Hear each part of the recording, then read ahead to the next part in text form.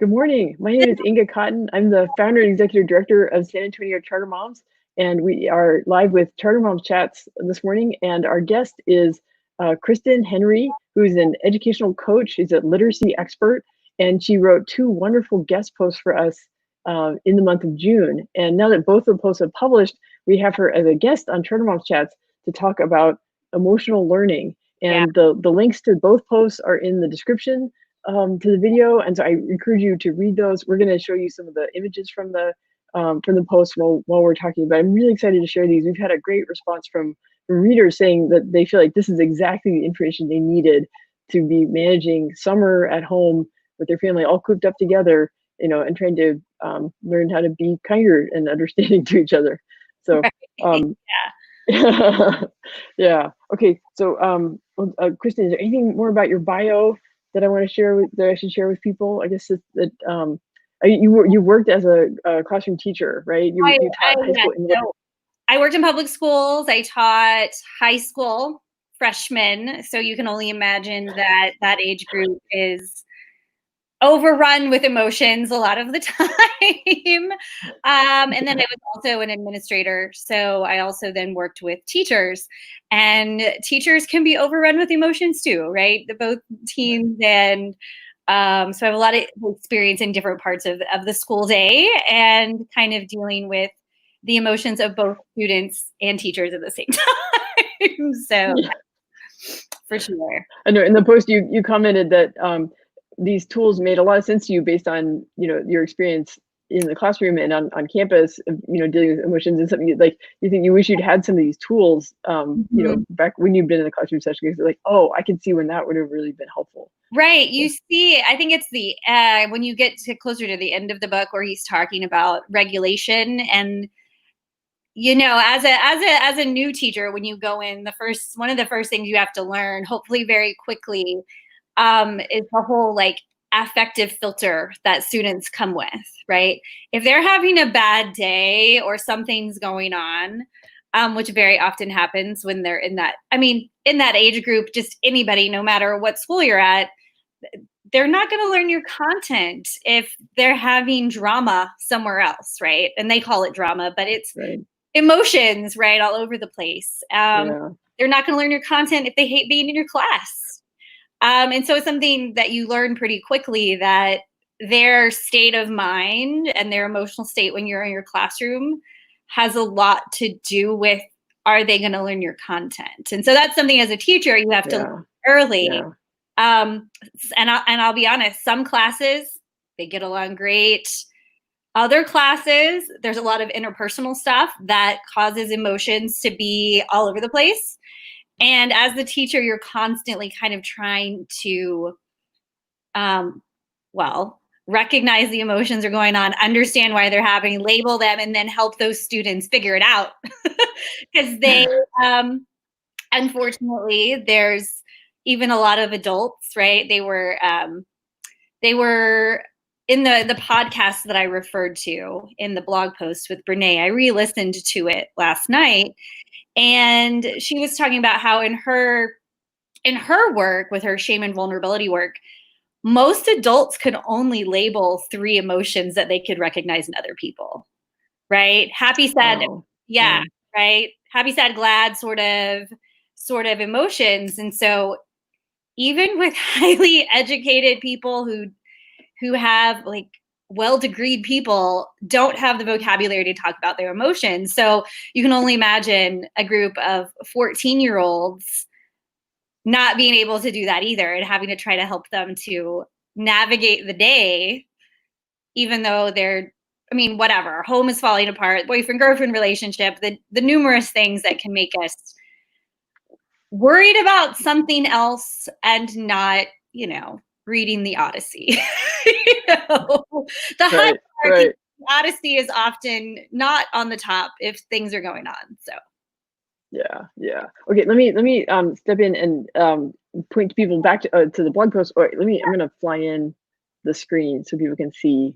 Yeah. Okay, so this is part 1, and then I encourage people to check out the blog post. And so you mentioned Brene Brown and her podcast. right? Which is unlocking us. And there was a particular episode where she talked to Dr. Mark Brackett, right, Yeah. at the Yale Center for Emotional Intelligence. So that's, and then there's a book that Dr. Brackett wrote, right, that contains a lot of this research that, and then Right. that leads to the, let's see, I'm jumping ahead a little bit, I'm foreshadowing here, but there's the acronym RULER, right, where we're going to break down what that means. And there's the Mood Meter app, right? Yeah. So listeners, if you're feeling a little overwhelmed, don't worry, go to the blog post. We've got links so you can listen to the podcast, you can like download or purchase the book, you can download the app, and you can, if you don't remember what RULER stands for, it's in the blog post. So yeah, no, definitely. Okay. I loved, I mean, that's, I was listening to the podcast, and the biggest, one of the first takeaway of the podcast is really, you have permission to feel. You have permission to feel everything. And emotions are emotions. They're not good or bad, right? And so I think that sometimes, especially when working with moody teenagers and preteens, we're like, oh, don't be angry. Well, if they're angry, if they're disappointed, whatever, it's a legitimate feeling. And it's about figuring out why they feel that way, right? Right. Are they really angry, or are they disappointed? Because you deal with those things in different ways, but they're going to feel the feeling, and suppressing it isn't going to be good for anybody. So that's big takeaway, is everybody gets permission to feel, right? It's okay to feel that way. It's then how do we express it in appropriate ways and then regulate it so we can, navigate through life, not just stuck, in our feelings. Yeah. I think why readers are responding so well to these posts is because, like those of us who are trying to stay home, and it means that we're in our houses and we have our family members with us all the time. And, especially if you're a parent and you have kids, and they're feeling emotions all the time. We're feeling emotions. And like you said, you can't pretend they don't exist, and you can't say don't feel that way. That doesn't work. So we need a better way to manage it and a better way to communicate about it. And that's why this is I think so important and so timely. And that's where the RULER comes in, right? Well, I mean, I think a lot of times, when we're stressed or something, we try to avoid things. We don't want to deal with them. And you can't really do that when you're all stuck in the same space. Right. Just like kids can't leave they're not supposed to leave a classroom in the middle of class. We need to deal with whatever is happening. Not coming to class that day isn't, the acceptable outcome. And so, I mean, it just happens. When we're together, you get on each other's nerves, more than what you would normally. But trying to figure out, and that's where RULER comes in. And the first three, the recognize, the understand, label, are all about just figuring out what the emotion is and why, right? So again, it might look like anger. Maybe you think, oh, my child is angry at me, but really it's because they really wanted to go to something that they can't go to, right? Especially during this time. I mean, 2020 has just been a roller coaster together. But if your daughter really wants to see grandma, but maybe grandma's in assisted living, and that's against the rules right now, right? It might not be anger so much as disappointment that she wanted to do something that she doesn't get to do. But you might have to figure out, that's the understand part. You recognize, right? We have we'll say probably a red emotion, or a blue. I guess disappointment's more blue. But we have to understand where that comes from. And so if you look at, and these images are from the mood meter. I did my mood meter this morning. By the way, I am in the green quadrant today. Oh, good. I am.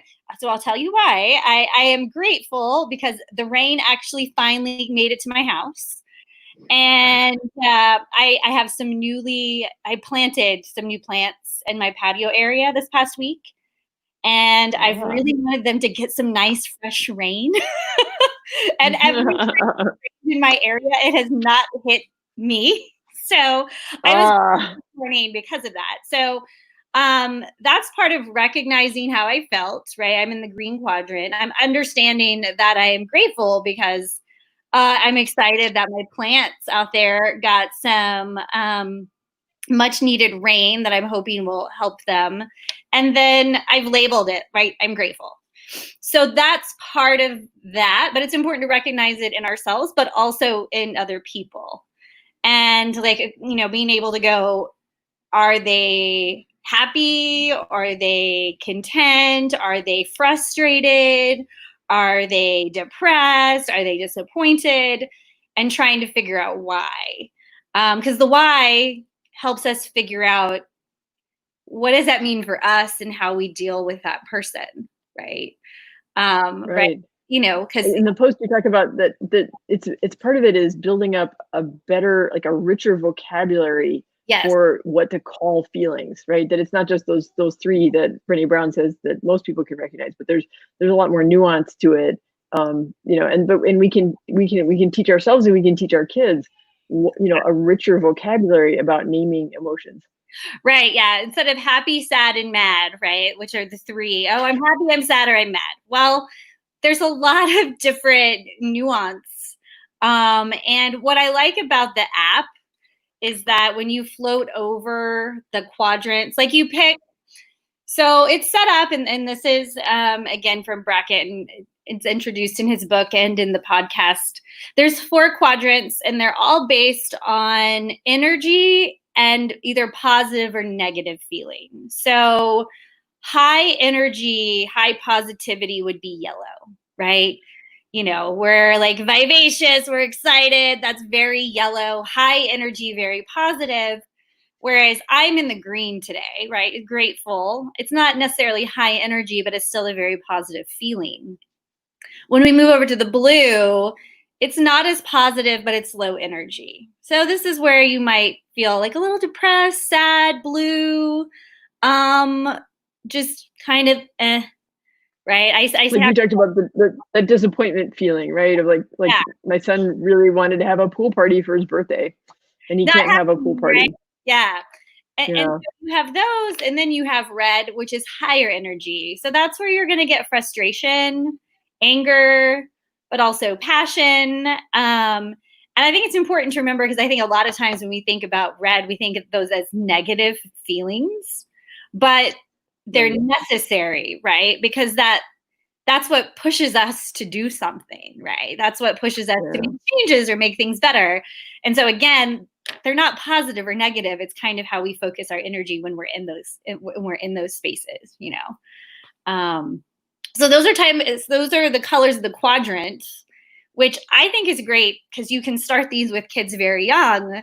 Where are yeah, you, right? Kids they kind of already have an idea of yellow and the feelings that are yellow and green, blue, and red. Those are kind of very symbolic colors already. But even if your students, even if your kids don't have vocabulary yet, they can still pick a color and kind of tell you where they are, you know. And I know he talks about in some schools, because they work in schools, Brackett and his folks, they'll have these in classrooms where kids can, you know, if something's going on, the teacher can go, okay, can you point to me where on this quadrant you're feeling today?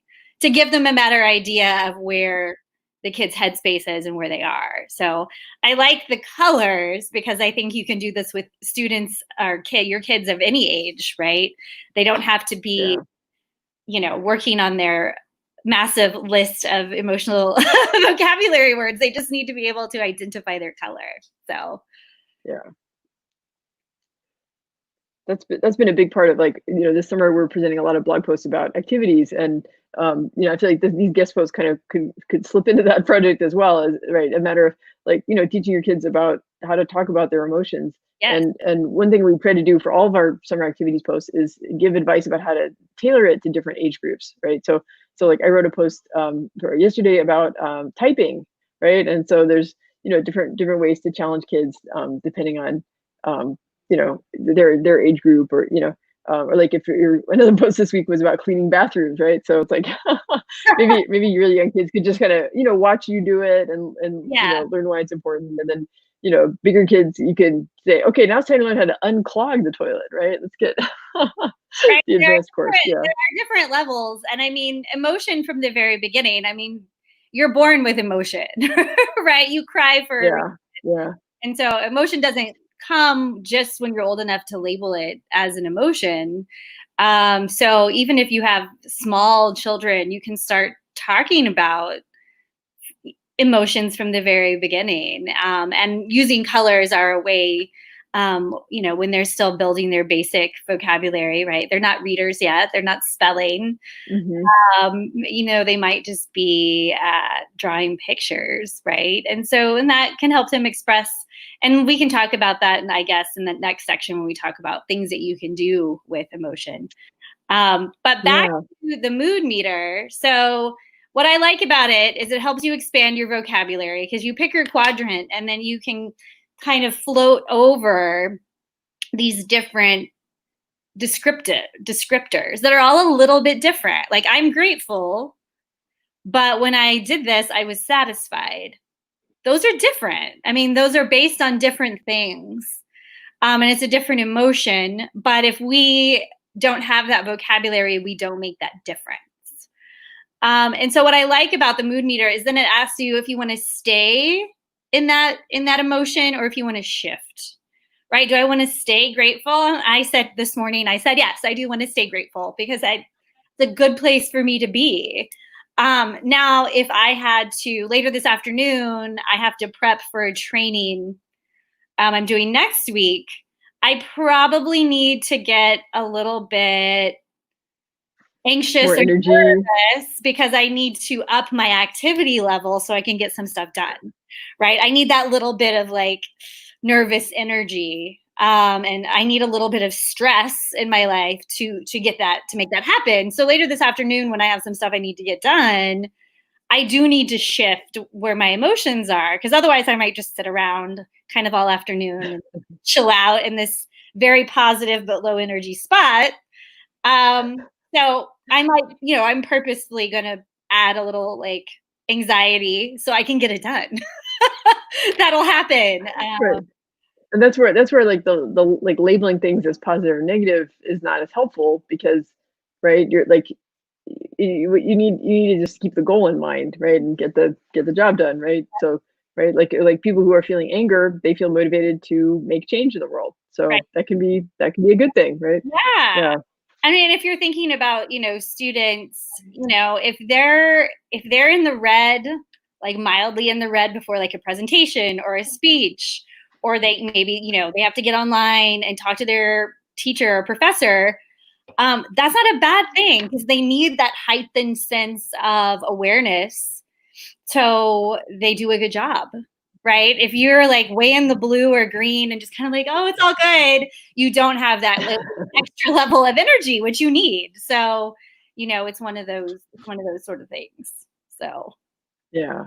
Okay. Well then, can you tell us more about like in the second post in part two, you talk more about the techniques that families can. So, and these work for classroom stuff, but they work for well for families at home, right?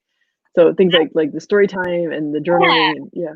So, and I think I've told you this before, and I think I say it in the blog that I was grateful that I taught English because in English, you get to talk and read and write about all of these things. Like there are actual standards in the TEKS, at least in the old version from when I was in the classroom, where you talked about how character motivation like changed characters' decision making and why characters did certain things. So even in the standards, you're having to kind of look into why, what motivated this character to do this. And so you get to have these rich conversations about how is this character feeling? Why is this character feeling this way? And so maybe your kids, maybe they're not super, they're fine with saying fine. How are you doing? I'm fine. Right. I mean, that's like the typical teenage answer. I'm fine. What happened at school today? Nothing. Really? Right. You get those. I'm going to go to my room now and I'm not going to talk to you.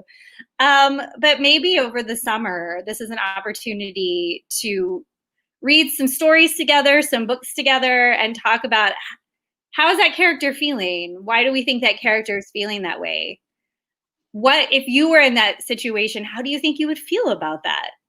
And that's a way you can start a conversation that's not personal, but it's still getting them to explore emotions and why people have emotions. Right? Well, why is that person so frustrated? Why, let's try to understand where that person is coming from, where that character is coming from. And so I think that, and you can do that, like I said, even with little kids and picture books. And, why do you think the character's crying? Like, why does she feel? How does she feel? Why do you think she feels that way?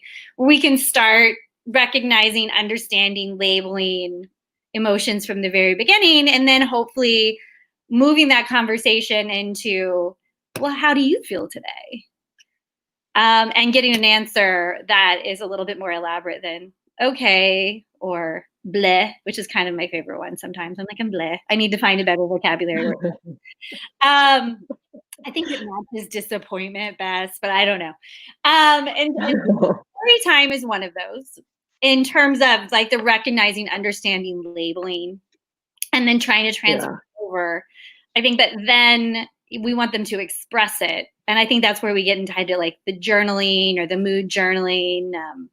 Even if you can specifically say, write about how you feel right now and why, right? And that's an expression, which some kids are more comfortable talking about it. Others are like, I'm going to be with my own thoughts, and I'm going to, it just depends on their openness. But that's definitely another one. And then, of course, you can build the vocabulary into that, right? So if you want to, vocabulary is important. And so you can build vocabulary with the emotion vocabulary, and you're actually getting that social emotional learning and vocabulary development all in one fell swoop, which I think is pretty awesome. Literally it's interrelated. Yes, for sure. Learning about expressing it for yourself, expressing it about the characters that you're reading in the book. Like the growing the vocabulary helps for both situations, for understanding it in yourself and understanding it in other people. And if you want to,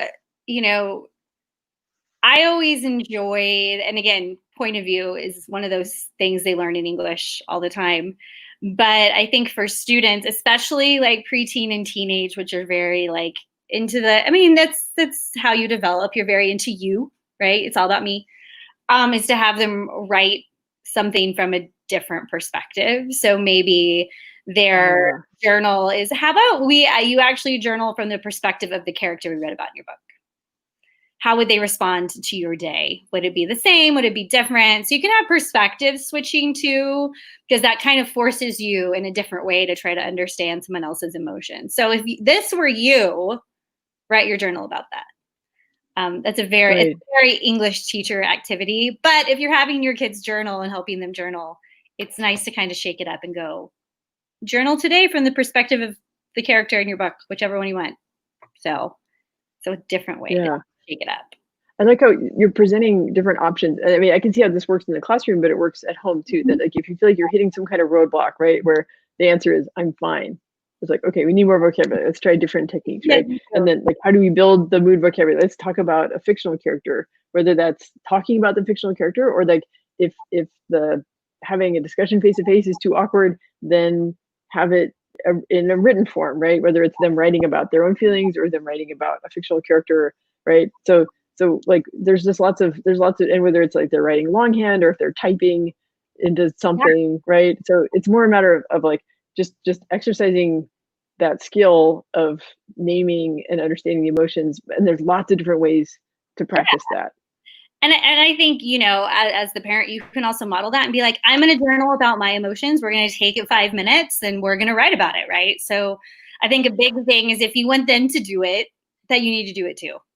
Right. If I'm going to ask, hey, we're all going to journal together and I'm going to write about mine and I'm going to read mine to you too.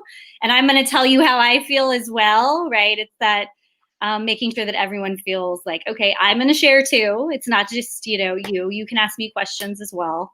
That kind of openness, that conversation. So I'm a big believer in that. I think that like whatever I'm asking my kids to do, it should be something that I would be willing to do too. And what you're, one thing you said at the beginning that really resonated with me is that like, it does no good to say, I shouldn't feel this emotion or you shouldn't feel this emotion. And I think as parents, especially as moms, like, we're juggling a lot of different things. We're under a lot of pressure. And if we just try to be perfect or be robots, like, it's not going to work. It's going to come exploding out some other way. So Right. let's practice this Yeah. naming and regulating emotions on ourselves, because we can really benefit from this. And if we take care of ourselves, we're better able to take care of our other family members as well. Oh, absolutely. I mean, you end up with that tension headache at the end of the day because you couldn't just like go, you know what? I've had a bad day. I feel upset because of this. And when we hold it in, that is when we get that headache or we just feel awful or we're stressed and we snap rather than going, hey, this is why mom is upset. This is what's going on. I'd appreciate if you give me a break because this is how, Yeah. right? That openness oftentimes gets us a little more sympathy than being angry at the world. So, Right, right. I think modeling honesty for our kids is really important. Like, if I make a mistake, like if I'm the one who dropped the glass and that's why there's a mess on the floor, like, I'll admit it, right? Adults make mistakes too. I want my kids to be able to admit when they make mistakes. So I have to admit it when I make mistakes. yeah, and I think that is, coming from the perspective of a teacher, I would always have to admit that if I didn't know something, well, I don't know, let's research it, right? Because then I could model what happens when Yeah, you don't know something, or what happens when I right. had the wrong answer. And kind of show kids it's okay to make mistakes, it's okay to be wrong, and it's okay to take a risk and answer even if you don't know if it's right. It's all right, right? You get credit Yeah, for being brave and doing it, even if it doesn't work out the way that you want to. And I think yeah, sometimes there's, kids are really risk averse because they don't yeah, want to make a mistake. Because I think, especially with social media, we all see everything that's right, and we don't want to be caught doing yeah, something that's wrong.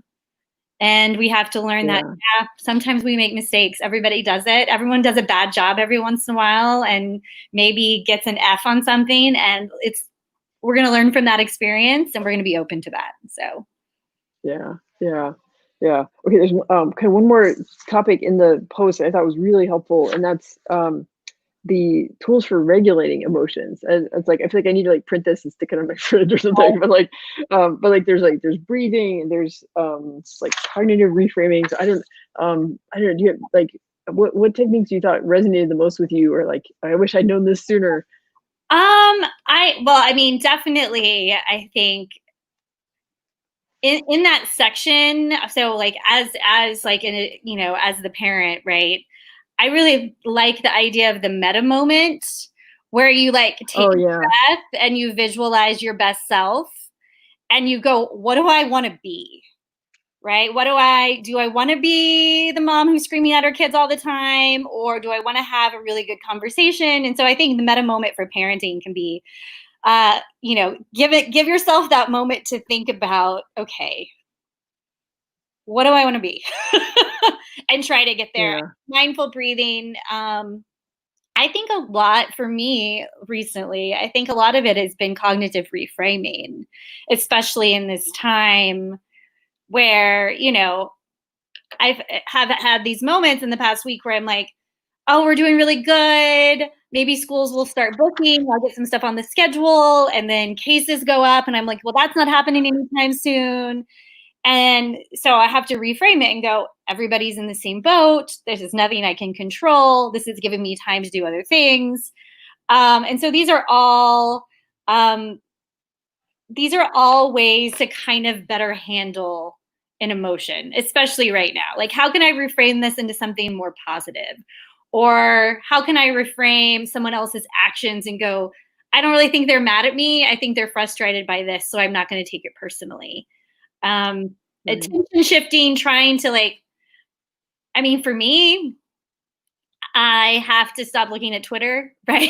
It stresses me out. Like, I'm like, oh my God, all this stuff is going on. And taking your, like, don't purposely put things in front of you that are going to stress you out. And that happens with, kids too. Hey, maybe you don't need to look Mhm. at social media all day. You need to take a break because it's making you upset, right? It's Yeah, giving you that yeah, FOMO or whatever is going on. And so those are things that we can teach our kids. Let's not be on social media all day because it's clearly not helping, right, your emotional state, right? You're upset. And teaching our kids that we can pull away from things that make us upset. We don't have to keep Right. going back to it. Things like that. That would be a attention, like, turning your attention to something else. And I mean, I know I have to do it. So I know kids are even on their Well, phone more. Well, I think maybe by practicing those skills on yourself, I think that's maybe how you were able to access gratitude for the rain, and hopefully your plants will grow and they'll thrive from it. And yeah, Right. And it's been very useful because, I mean, I've been in my home for 7 years, and finally, I guess I was actually home for an extended period of time. But worrying about my plants now is it is a good attention, moving my attention to something else, right? It's been a very positive. Oh, I'm yeah, worried about my plants. I mean, it becomes something that isn't going to stress me out the same as something else might. So yeah, maybe come up with a really good project over the summer that your student kids can get into, so they're not focused on when do I go back to school or what is school like when I go back. right. Because I could see that as a very big stressor if that's all we focus on. Yeah, yeah. I mean, it comes up. We're talking about it in the San Antonio Charter Moms discussion group, but we keep trying to reframe it in terms of like, ooh, there's just a lot we don't know now, and we just have to live with the uncertainty right now, and let's distract ourselves by doing these. Like we had a science demonstration this week, right? So it's like, okay, go to your kitchen, make elephant toothpaste, right? And then it's a better day, right? You feel like you've done something fun and you have good memories, and yeah, you're not dwelling on things in the future, things in a time frame that you don't have control over. So, Right. Yeah. Use that time for something fun rather than just being stressed the entire time thinking about tomorrow. Exactly. yeah, Exactly. yeah. I think that's what I mean. These posts are great. They're so timely, and they're so rich, and it gives people lots of different tools to figure out what works for them. Depending on the ages of their kids, if they prefer a podcast or a book or an app, they can find the tool how they can assimilate the information. Lots of different techniques. If you are trying to get your kids talking about their emotions, but it's better to write about it, or it's better to talk about a fictional character. So, right, lots of tools in the toolkit. Yeah, and the one thing, because like I said, I re-listened to the podcast last night, and he talked a little bit about how introverts and extroverts might do this different. Like certain strategies might work better for an extrovert than for an introvert, right? I think we're all a little bit of both, but if you have a really outgoing, kid, they might be much more comfortable talking about it and going, okay, let's talk about it. Where the more introverts, like, I think I'm gonna write. I don't think I want to talk to. And so also understanding that different your kids might find different strategies good for them based on what they're comfortable with. So that's on the re-listen. I was like, oh, I didn't notice that the first time. So on the re-listen, I was Right. like, things are depending on kind of what we're comfortable with is the strategies that we will probably employ the most. Yeah.